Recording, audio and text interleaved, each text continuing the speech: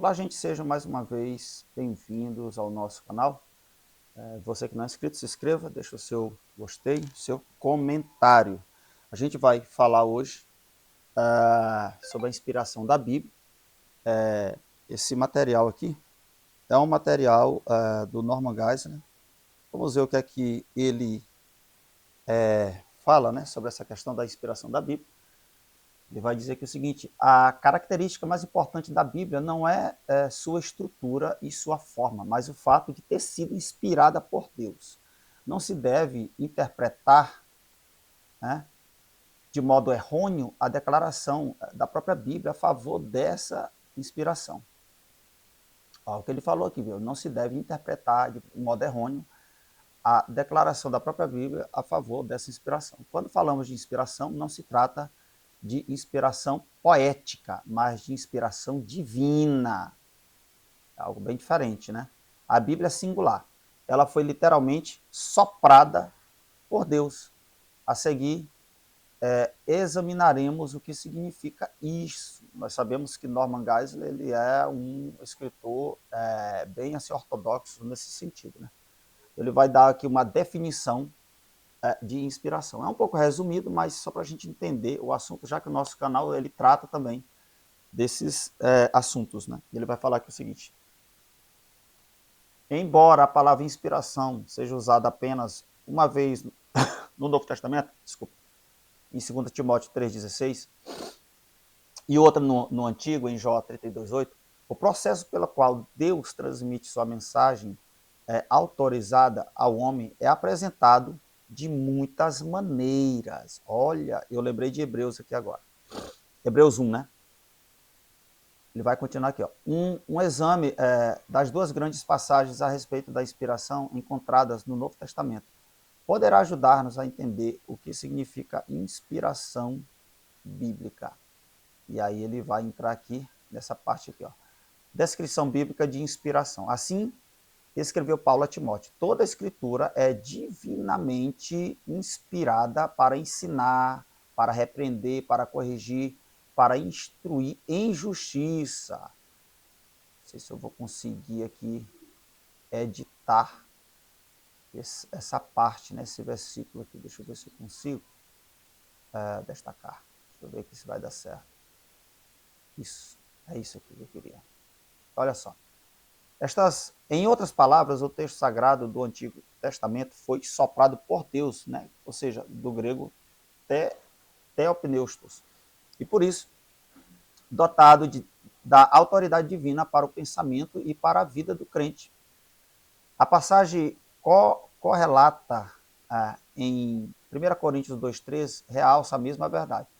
Disto também falamos, escreveu Paulo, não com palavras de sabedoria humana, mas com as que o Espírito ensina, comparando as coisas espirituais com as espirituais. Quaisquer palavras ensinadas pelo Espírito Santo são palavras divinamente inspiradas, é claro, falando do texto bíblico, né? A segunda grande passagem do Novo Testamento a respeito da inspiração da Bíblia está em 2 Pedro 1,21. Pois a profecia nunca foi produzida por vontade dos homens, mas os homens santos da parte de Deus falaram movidos pelo Espírito Santo. Vou marcar aqui também. Vou colocar aqui. Em outras palavras, os profetas eram homens cujas mensagens não se originaram dos seus próprios impulsos, mas foram soprados pelo Espírito, né? É interessante notar que cada autor, né, ele, mesmo ali em seu tempo,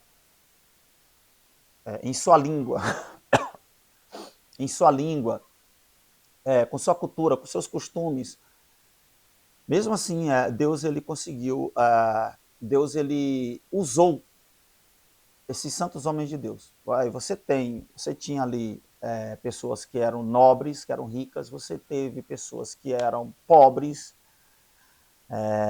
que eram, como se diz aqui no nosso Maranhão, né? Eram da roça mesmo. E Deus usou tanto um quanto o outro, né? Cada um com as suas limitações, mas mesmo assim Deus ele não deixou de usá-los. Por isso que um texto, ele muitas vezes ele vai estar mais, ele vai parecer termos mais complexos, e outros textos você vai ver palavras mais simples e tal, enfim. A palavra de Deus, ela está ali, né? Deus está usando essas pessoas. Continuando aqui. Pela revelação, Deus falou aos profetas de muitas maneiras. Hebreus 1, olha aí o que eu falei. Mediante anjos, visões, sonhos, vozes e milagres. Inspiração é a forma pela qual Deus falou aos homens mediante os profetas. Mas o sinal de que as palavras dos profetas não partiam deles próprios, mas de Deus, é o fato de eles sondarem os seus próprios escritos a fim de verificar qual o tempo e qual a ocasião de Cristo que estava neles indicava, ao dar de antemão o testemunho sobre os sofrimentos que a Cristo havia de vir, sobre as glórias que o seguiriam. Marcar aqui também. Então, olha só, então eles mesmos faziam essa análise, né, dos próprios profetas, fazendo uma combinação das passagens que ensinam sobre a inspiração divina. Descobrimos que a Bíblia é inspirada no seguinte sentido: homens movidos pelo Espírito escreveram palavras sopradas por Deus, as quais são a fonte de autoridade para a fé e para a prática cristã. Então, vamos a seguir analisar. Então, eu vou ler por enquanto apenas até aqui, depois a gente continua esse assunto. Diga aí o que é que você achou desse conteúdo até aqui. Você crê, como Norman Geisler, na inspiração da Bíblia? Se sim, deixe o seu comentário aí, o seu like, é muito importante. Deus abençoe.